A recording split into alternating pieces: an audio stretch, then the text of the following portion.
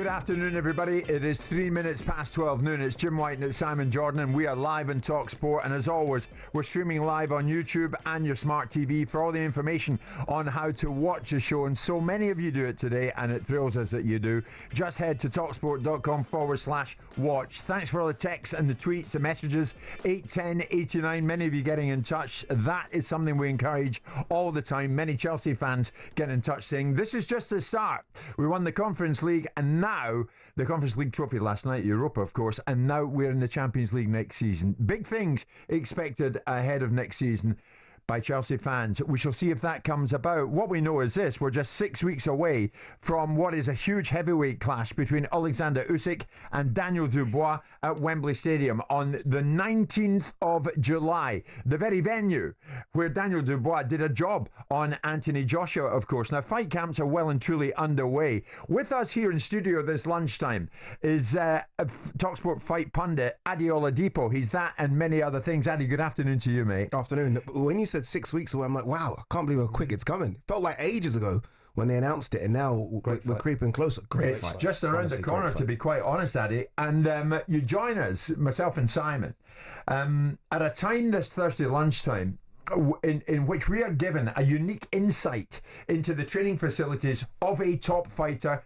such as Daniel Dubois. Because without any further ado, let's head out live now to the barn on a farm in Elstree, Boreham Wood, where we find, and there he is if you're watching on YouTube and your smart TV, where we find the man who trains Daniel Dubois, and he is, of course, Don Charles. Don, good afternoon to you.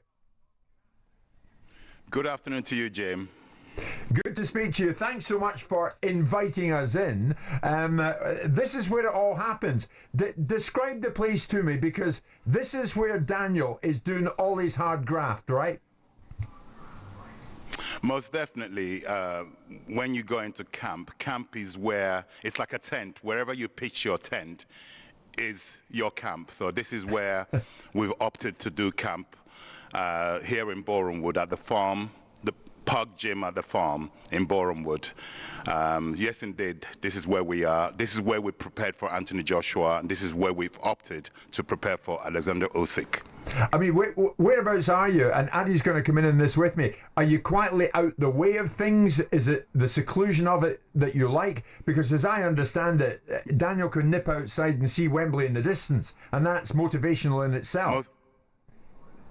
Most definitely. I mean, the surroundings is very tranquil. This could be anywhere in the world, yeah. So it's a farm, so it's a typical farm environment. Not people can just walk past. It's very hidden, very private. Yeah. And and that's how Daniel likes it. First and foremost, the fighter has to be comfortable, and it's really, you have to see it to really take it in, but we'll show you around soon.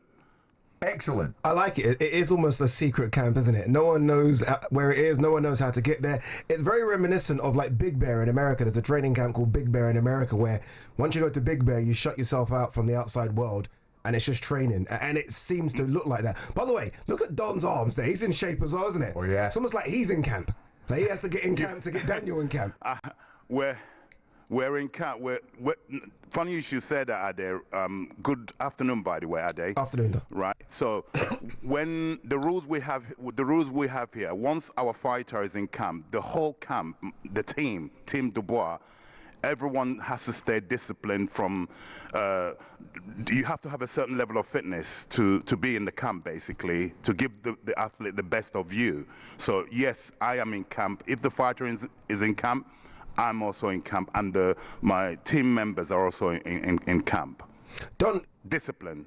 Don, can I ask you an honest question here? Like, you know the first fight with Oleksandr Usyk, which will be coming up to nearly 2 years ago, where Daniel Dubois went out to Poland, which was never going to be easy. You only had Daniel for a short time in the lead up to that fight camp. What chance did you give Daniel in the lead up to that one compared to what chance you give Daniel in the lead up to this one? Well, you know, we had a 14-week period to prepare for the first encounter in Poland. It was a 14-week, and it's 14 weeks with a new fighter, a new coach. So we had to get to know each other quick. We had no other choice. We had to really get to know about each other. So in comparison to 14 weeks to compare to 24 months, that's a lot of weeks. Yeah. So you can imagine in terms of percentages, we always give ourselves, we went there in Poland 2 years ago to win. And we came up just short. Okay, but the experience Daniel had gotten since then, he now knows the ethos of boxing that we teach here. And he's embraced it, and it's working. The results speaks for themselves. So 2 years later, I'm really excited because I really, truly, as I sit here and talk to you, I believed 2 years ago, I believe even more now because, like I said, the athlete has understood the ethos of boxing that we teach. And I'm really, we're all really excited. The fighter is excited. Never mind just me being excited. The fighter is excited of what he's going to do on the 19th of July. Don, while you've been speaking, we showed a brief clip of Usyk. I think we've got it to show you it again. Because Daniel landed a real hefty body punch, which was deemed to be below the belt, that was such a turning point in the first fight. Usyk has been working on his abdominal strength, if you like, and what we're watching now is a sequence of punches going in from one of his training staff, who very kindly is thumping him right in the midriff. It all looks fairly jolly. I don't know if Usyk's camp are putting this out deliberately. What do you think, Ade? It won't make a difference. That guy, number one, absolutely, is about my height, my weight. You know what I mean? He's 13 and a half, 14 stone. Daniel Dubois is, 18 stone wrecking machine. Yeah. And when he lands clean in that belly area, I don't care how many abs and sit-ups you've been doing, it won't make a difference. And Daniel Dubois is a very, very big body puncher. And Oleksandr Usyk, as good as he is, I mean, age could be the big equalizer here. Oleksandr Usyk's 38, he's been through a lot. And Daniel Dubois is right now in the peak of athletic prime, isn't it? I mean, his age, his experience, what he's been through, the ups, the downs, all the mental strength. Right. Like, you're not going to build a better Daniel Dubois going into this fight, I don't think, July 19th. Well, on that, Don, I understand that Daniel's en route to the gym, right? Correct. Yeah. So we may see him hopefully before we go at 1 o'clock. We'll see. It's time sensitive, but we'll see. But how have preparations been going? In what kind of condition is Dubois right now? Daniel's that type of athlete that you actually have to tell him to stop training. He's always in shape. He's always in shape. He's a very disciplined individual. Away from boxing, he's very disciplined with what he puts into his intake of food, and he doesn't drink, he doesn't smoke. So his intake of food is very disciplined. So he's always like 2 kilos above his fighting weight, 2/3 kilos above his fighting weight. So if there was a fight in 4 weeks' time, let's say, I will allow him to fight. Yeah. Remember, all the fitness and we did for the Parker fight, which never happened, that's still in his system, okay? Because he didn't fight, so all that energy is still in his system, unspent energy. So we have to be careful how we're monitoring this camp. So he's probably going to peak a couple of times within this few weeks coming. So we have to really manage and monitor so he peaks at the right time. So now he's always ready. He's ready now. He's ready now. But the fight is not till 7 weeks' time from Saturday. Don, has Daniel given you a new lease of life when it comes to this crazy game we love to watch called boxing? When I think of the ups and downs that you've had in the sport, and you speak so openly and eloquently about it, has he given you that extra oomph wanting to continue in this sport?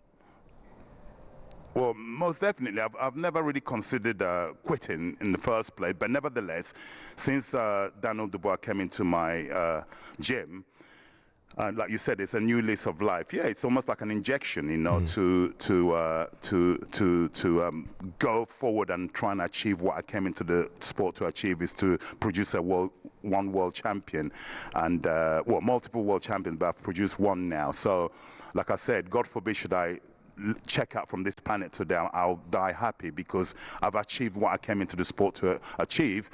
But to then go on to what's coming on the 19th, unthinkable when I first came into this industry, that I would be in a position to be able to be training an athlete to be able to go and contest for the undisputed. I mean, come on, you know, God is great, and yeah, you're quite right. Your observations, yeah, I feel like a new man. I really do. Not just physically, mentally.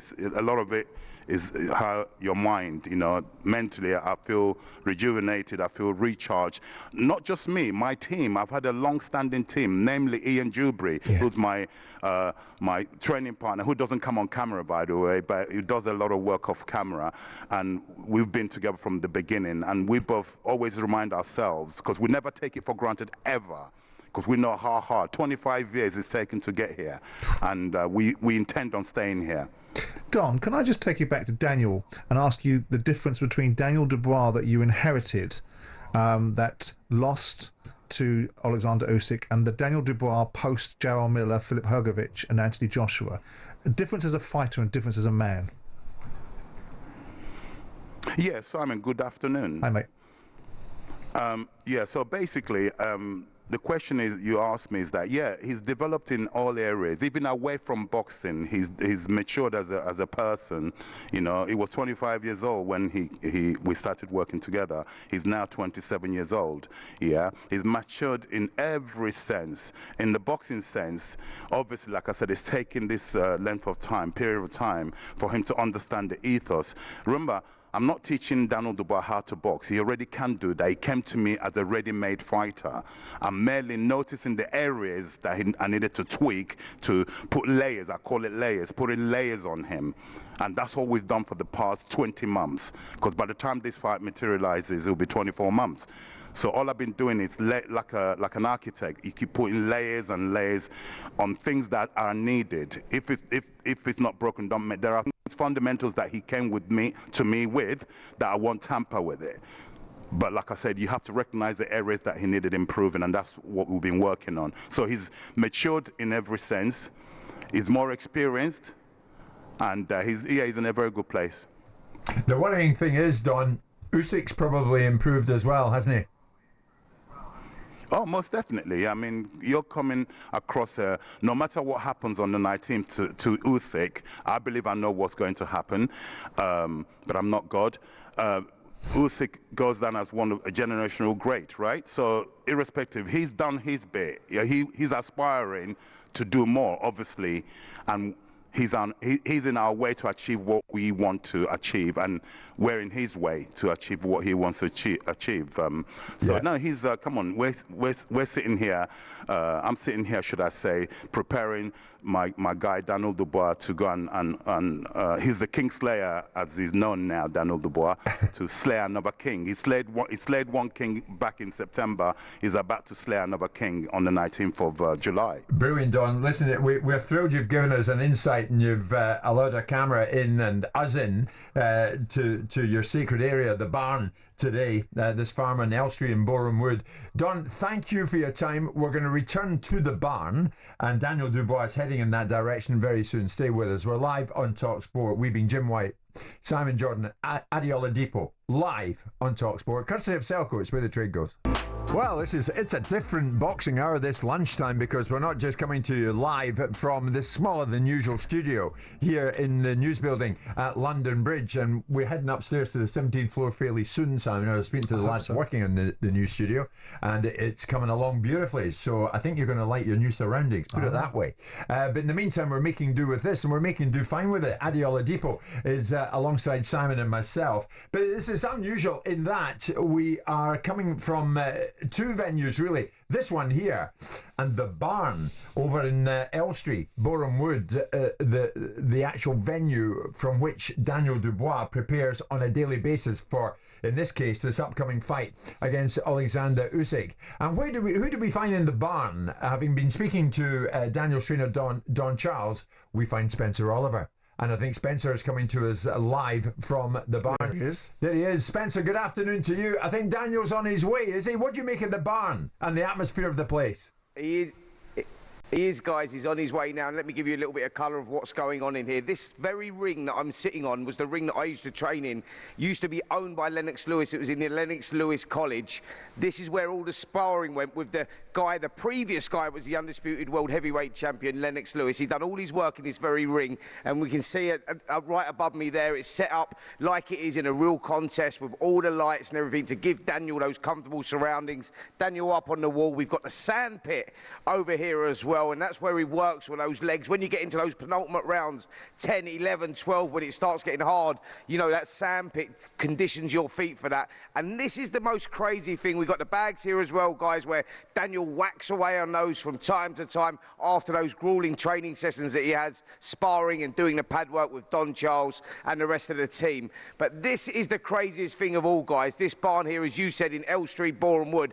Outside here in this barn, where Daniel stands before training and after training, you see the arch of Wembley Stadium, and that's where he motivates himself. That's where he knows he's going to war July the 19th. That's where he knew he was going last September against Anthony Joshua, and that is a big thing for him there as well. I like it. It's got everything you need. Sometimes you go to these gyms, especially new gyms, not the old school ones, the new ones, and they have all this technology, and you're like, you don't really need all this stuff. I feel like they've ticked every single box in terms of what you need to get a fighter in shape. And look, Daniel, we know, is always in shape. Question regarding Oleksandr Usyk, Spence. You know this better than anyone. You can stay around a bit too long in boxing sometimes. It's a young man's game. And Oleksandr Usyk has ticked every single box, right, as an amateur and as a pro. And I tried to ask him that the last time he fought Tyson Fury. I said, okay, look, that's it now, right? I mean, you become undisputed. You beat Tyson Fury again. You're undisputed at cruiserweight. What is the want? Like, what's the hunger and motivation this time round? And it's an answer he kind of struggled with a little bit. Do you feel like he might have just stayed along too long and he should have just sailed into the sunset after that second Fury fight? Listen, in boxing, it's all about timing and it's all about opportunity. And Oleksandr Usyk, who is the generational great of this era, there's no doubt about that. You look at his resume, who he's beat. You know, the last couple of fights he had with Tyson Fury, what has that taken out of him? You know, going back to when he beat Daniel Dubois back in 2023 out in Poland, all the hard fights he's had. And I heard you asking Don Charles the question actually earlier. You know, is Oleksandr Usyk that guy still? Will he be more improved than when he boxed Daniel last time? Because we know Daniel is. Well, the answer is no. He won't be more improved. He's 38 years of age. The wear and tear will be there. What Oleksandr Usyk is great at is just, assessing the situation and how to, hustle his way through it and nick a respite when he can. And he's a great judgment of that.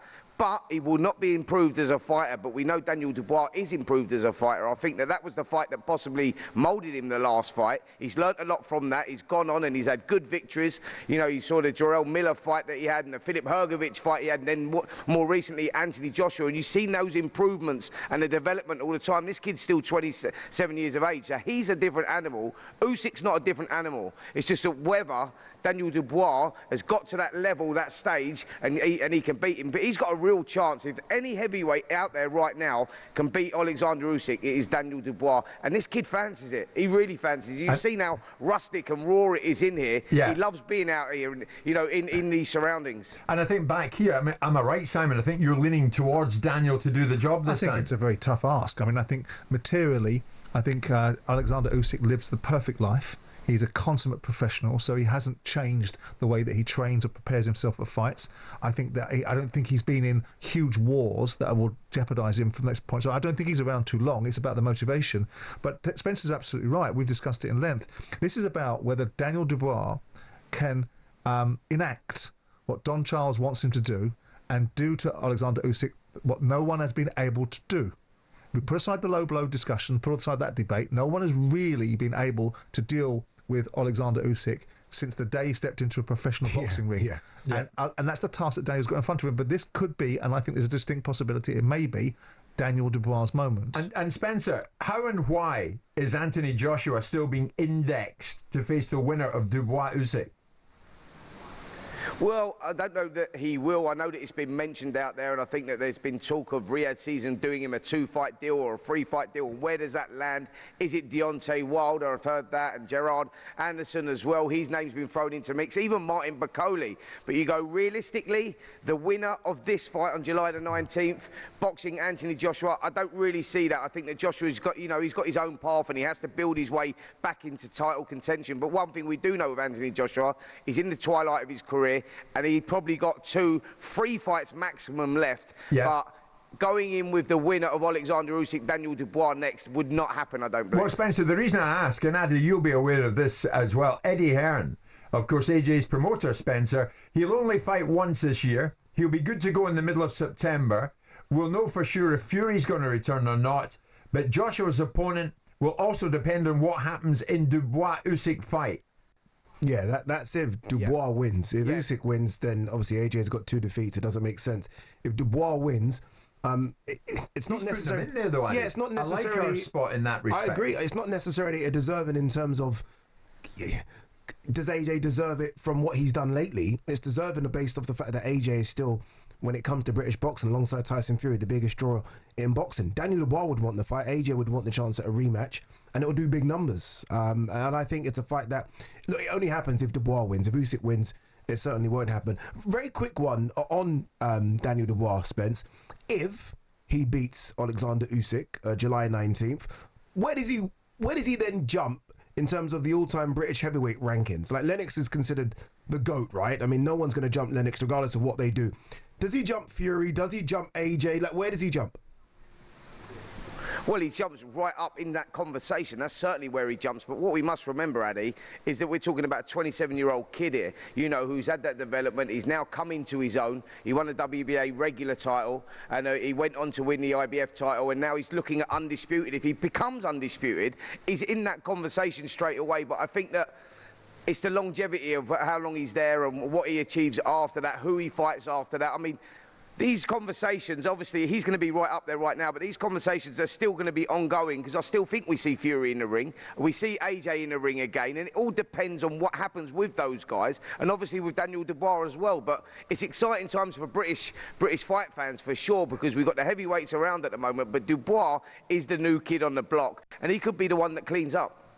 And I would have thought he'd jump above Fury and AJ, Spence, if he beats Usyk and does something that the other two couldn't do. Of course he will, Jim, because he's become the undisputed world heavyweight champion. We've not had one of those before. Like, you go back to, you're talking about Lennox Lewis back in 1999 in the 3-belt era. We're talking about the 4-belt era now, and, it's going to be a huge night, a historic night, July the 19th. The first time we've got a world heavyweight undisputed title fight on the line in this country. It's a huge thing. So if Daniel Dubois wins on the 19th, of course he's up there and he's in those conversations. He could go down as the greatest British heavyweight we've ever had. Wow. Okay. Well, Daniel Dubois is en route to you at the barn, and we'll see, Spencer, if he turns up, certainly in the next half hour, certainly in the next few minutes. We've got a commercial break and we shall return. It's Thursday lunchtime. It's Jim White, Simon Jordan and Ade Oladipo, and we are live on talkSPORT. We have been live in the last half an hour from the barn, a farm in Elstree out near Boreham Wood, where we found Don Charles, trainer of Daniel Dubois, and that's where Dubois does all his training for his upcoming fight against Oleksandr Usyk, just round the corner actually at Wembley Stadium, literally, both in time and distance sense. On the 19th of July, Daniel Dubois said to go outside the gym and stare at Wembley Stadium and the arch, and this is motivation for him. Daniel Dubois should be with us maybe before 1 o'clock. We shall see if he pitches up, and if he does, we'll get a word with him. In the meantime, Ade is with Simon and myself. Ade, we know what happened last weekend in Glasgow, and it didn't work out the way that Josh Taylor had hoped it would. A shock defeat at the hands of Echo Esserman in Glasgow. His third in the trot, his third consecutive defeat. Is it over for Josh Taylor? Possibly. A shock defeat to some. A lot of people in the trade actually gave Echo a very good chance. Bear in mind, he's been the busier of the two. It's his natural weight, welterweight division. Josh was moving up in weight. Josh has only had one fight a year for the last 5 years. He's just not been active. And if you're a professional boxer, let alone just a professional sports person, you need to be active at your craft, and he's just not done that. And it's a shame as well, because it was my first time going to the Hydro, and you kind of feel like, how many times are we going to go back there then? because there aren't that many sort of superstars that can fill that place up in Scotland. Yeah. There's a young kid on the card called Nathaniel Collins who could be that next guy, but it needs Josh Taylor. We needed him to win, if you like, the boxing trade did. But it just wasn't there. It was there for the first 3 or 4 rounds, and then the gas tank just ran empty. And Echo, it's funny because Echo's nicknamed the engine, and his engine seemed to kick into another gear after rounds 4. Right. And he was just the better man on the night. And Josh obviously stormed out the ring. I didn't get to kind of speak to him and ask him what next and if it is going to be retirement. He didn't want to sort of commit to anything. But I do wonder, because you mentioned 3 in a row. It's really 4 in a row, because that Jack Catchell defeat needs to be kind of added to. I know it isn't there on the record books, but I think we all agree that, Josh lost that fight. So it's 4 in a row now. And this was a drop down in level. Right. So it's a drop down in level. Let's see where you are, because the other 3 fights can be considered world level fights. This wasn't a world level fight, and he still lost. Do you suspect retirement talk might be around the corner, Simon? I mean, Frank spoke about it the other day. I mean, Frank will play all ends against the middle because he represents both fighters, isn't he? He represents Echo and he represented Josh Taylor, so he's going to talk about the attributes of Echo. But he didn't sign Josh Taylor, who was an undisputed world champion previous in his weight class. It was looking to be a 2-weight world champion, to find him losing in his first fight in welterweights. I mean, Echo is a very respectable fighter. He put a great performance up against Chris Kongu, which most people had him down to lose that fight, and he won that fight. Then he comes back with defeat against, I think, Harry Scarf, right? Yeah. But Josh, to me, looked like a fighter that was now at the end of the line. Not that I want him to be there. I listened to Ade, and I listened to him talking to Carl and to Darren Barker, Carl Frampton, Darren Barker and Barry Jones, and I think the universal opinion was that they all like Josh. They all wanted him to have gotten the plaudits that perhaps evaded him at times, because he never quite got the credit that an undisputed fighter of his calibre should have got. But the guy that left the ring against Ramirez has not turned up again in either of the Catchell fights, neither against Teofimo Lopez and not against Echo Usman. Now, whether he can find it in himself again, or whether it's now left him, only Josh will really know. Only Josh will really know. Well, you mentioned Frank, and we put it to Frank. Is he going to be in there again fighting? And this was Frank's response. Frank won. He's gone up a weight, and he's gone up into a division. And for me, and I said it before the fight, this is a tough fight for him. He's not gone for an easy opponent to bed himself down. And as I said earlier on in the fight, he looked well. I genuinely will give him the benefit of the doubt, and if he wants to, I will give him another fight, because he deserves it, and he's got the rust out of his system the worst way. And Echo does deserve a chance of getting a shot at the world title, and he'll give anybody a tough fight. You wonder, Ade, Simon, if Josh Taylor is to go in again, who would it be against, and where would it be? I mean, look, he's a name. As I mentioned, he sold out the Hydro, so people will tune in to watch Josh Taylor. Simon mentioned the Ramirez fight. He was undisputed. He still got that as a big sort of selling factor. Like, I was the undisputed king of 140 pounds, and there are good fights at 147. Conor Ben's at 147. I mean, that will always do good numbers regardless, and some people might pick Josh in that one because Josh is the better boxer, although Conor's more ferocious and more fresh. There are good fights. Yeah, Jack Catchell's fighting Harlem Eubank soon at 147. Right. Jack and Josh always seem to have something, right? It's like our era's Ben Eubank to an extent, isn't it? Because of how much dislike they have for each other. So there are names there. And to Josh's credit, he's not getting blown away by these guys. He's not getting knocked out or knocked down by these guys. He's just losing very close fights. He only lost on the weekend by a couple of rounds. So he'll look at it and think, if I just stay busy and if I really commit to a training camp, maybe there is still something there. He's 34, so he's not done. Some would say it might have been easier to take an easier fight, but Josh needed to ask questions of himself. The big question was, despite his protestations, was that he was struggling to make the weight and he'd be comfortable more at 147. He looked wonderful when he was on the show last week. He looked as healthy and as fit as he's been for some time. But the question was asked and it was answered. He stepped up to 147. The same outcomes happened to him at 147 as has happened to him at 140. Close fight may be, but notwithstanding it, still lost. Yeah. And he picked a fight which, on paper, lots of people would have picked him to win. Yeah. But he didn't. Yeah. And so where do you go now? And Frank will, of course, say, well, I've signed a deal with him. I'll give him another spin of the wheel. But where do you go? You haven't picked a high-ranking welterweight. You've picked a decent, domestically domestic level fighter that is now going to get catapulted off the back of this, and you've lost you've lost. Right. There's no split decision on this. You've lost. Where does he go now? Where does Moses Itauma go now? On the undercard, and he continued Ade, his impressive form. He beat Mike Balogun inside 2 rounds and extended his record to 12 wins, 10 via knockout. What is next for him? What's the next role of the? What does Frank do with this fella? I don't know. It's the honest answer. Honestly, I don't know. You're talking about probably the biggest prospect in world boxing now. I mean, I speak to a lot of sort of boxing writers and boxing fans in America, and he's now sort of gone over there. They now know the name Moses Itauma. Frank can play it 2 ways here. They can be very careful in how they match him, because they're no longer trying to go for this Mike Tyson sort of youngest heavyweight champion of the world record. That's done. Or Frank can chuck him in and let's really see. Because with all due respect, Mike Balogun, I mean, no one really heard of him prior to the fight, if I'm honest with you. Right. He's not a top 15 guy. He wasn't a top 20 guy. So let's see him in there against a live dog that is a top 20 guy. You know, your Philip Hrgovic's of the world. Jermaine Franklin's name's been brought up, who fought AJ and Dillian White. Dillian White's name's been brought up as well. So maybe clear off the old guard, if you like, over here. Yeah. They want to put him on the July 19th card. And I think fight fans now want to see him in with someone that will really punch back.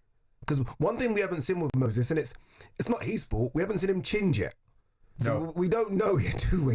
No, we don't know. And I mean, in the nicest possible way, can he take a crack off someone that weighs 250 pounds? Right. If he can, then all bets are off, and we've got the future of the heavyweight division. Well, is that Bakole? Is that Bakole?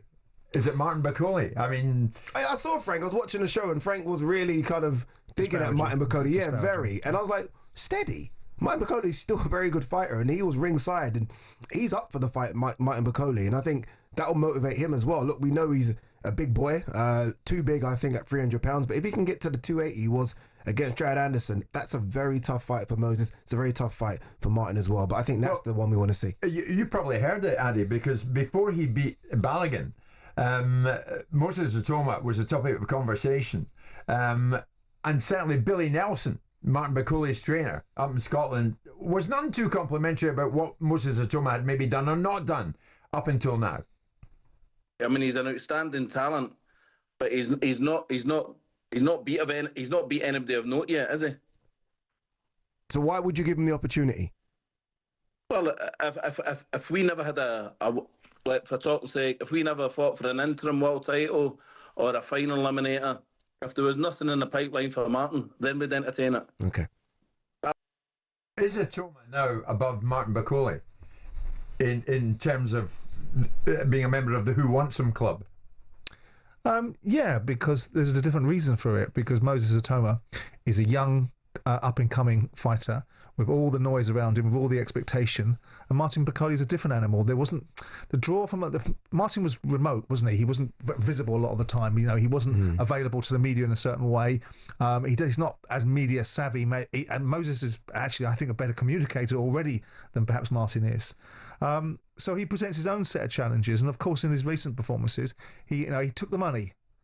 And, he took the money for the fight against Joseph Parker. I think it's bad advice, but he took the money, and I don't think he did anybody any fun. Maybe he enhanced his and Billy's bank account. I'm not sure that's quite the right way to have planned his career.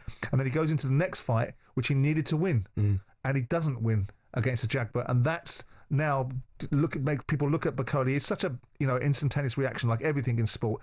People go from heroes to zeros with nothing in the middle of it. Yeah. But you lose the focus on Bakole.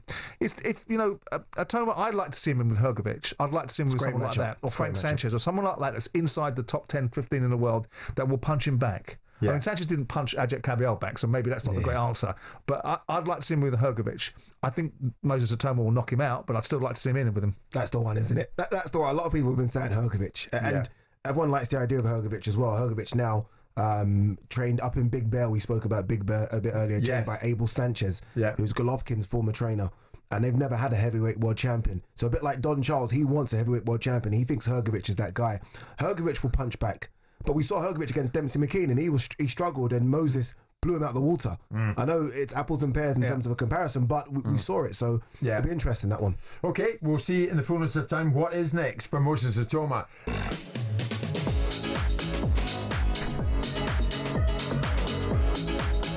Hello Hello, Jim. Hello, Simon.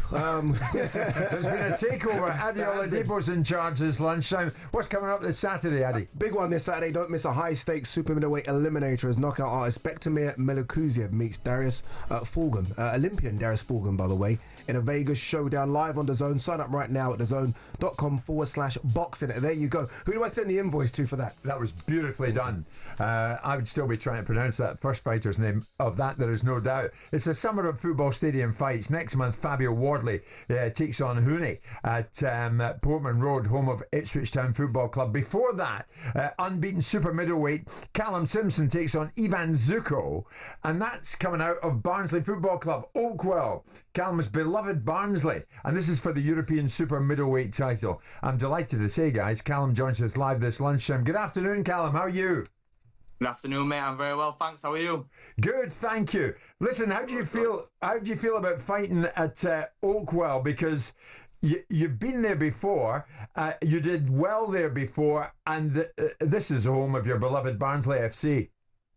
Yeah, we've been there before last year. Well, 10 months ago, last year we did 7,000. This time we got for the British Commonwealth. This time we're going back more than double the capacity for the European title. So yeah, I can't wait. It's going to be, the first time was great. The next one's going to be even bigger and better. And I can't wait. How about this, Andy? This guy's a real draw, right? He is. Honestly, I think he's a superstar. And not just because he sells tickets. I think people can get confused when someone sells a lot of tickets. Are they any good in the ring? But he's very, very good in the ring. I think we saw that against Zach Chelli. A lot of people said that was a close fight, and it wasn't in the end.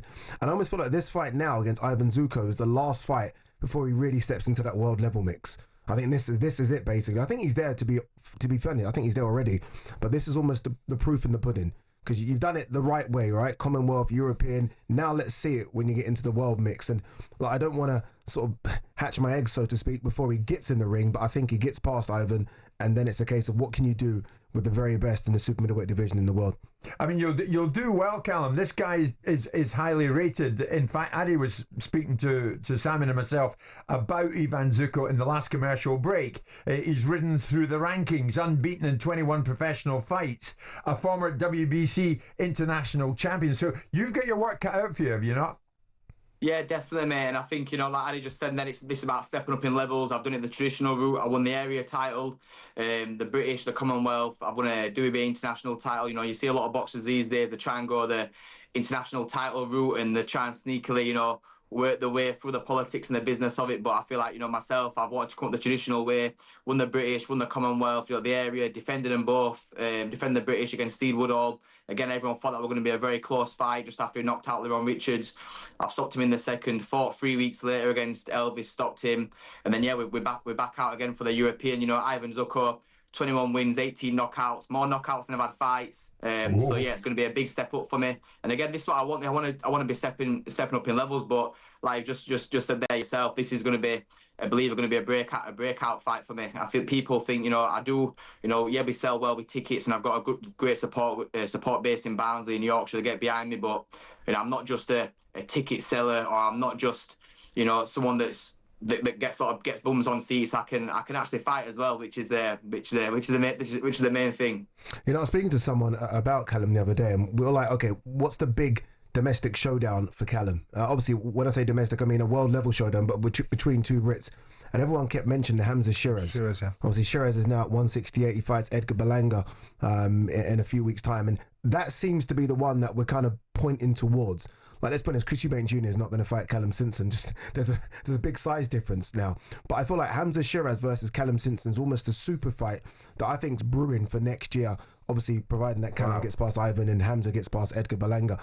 That's the big one, isn't it, Callum?